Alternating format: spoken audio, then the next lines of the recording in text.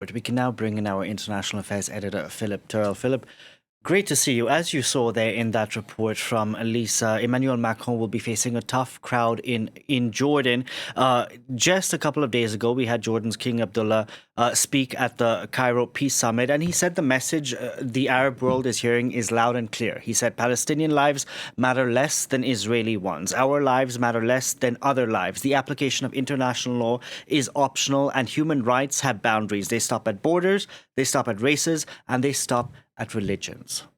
You're seeing a certain hardening of the position of the Jordanian monarch in the face of what is happening in Gaza. There's always been some kind of working relationship between Jordan and Israel when it came to many bilateral issues. But we're seeing, as a result of the war in Ukraine and, of course, because of the strikes in Gaza, a hardening of that position. And I think also growing impatience and skepticism with the positions taken by the United States and other Western leaders who've come to Israel, notably the German Chancellor, the Dutch Prime Minister, the British Prime Minister, the Italian Prime Minister, all coming to offer their support to European Commission President. The European Commission President, Ursula von der Leyen, all coming to offer their support to the Israeli Prime Minister and the Israeli people.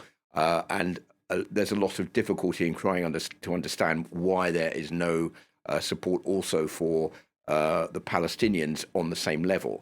And I think what Emmanuel Macron is trying to do here is try to show that France wants this to end peacefully. That's why he's put forward this idea of this coalition against Hamas. The problem is that although Hamas is seen as a terrorist organization by the European Union, by the United States, by Israel, of course, by Australia, by the United Kingdom, it's not seen as a terrorist organization by many in the region who see it as a resistance group fighting for the Palestinian cause, for the end of the occupation of the West Bank and Gaza by the Israelis since 1967.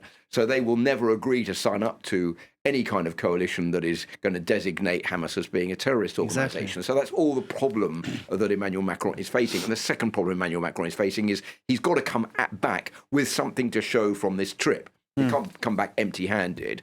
And that is something that is very difficult for him to be able to imagine getting for the moment, unless there is a breakthrough today in Jordan.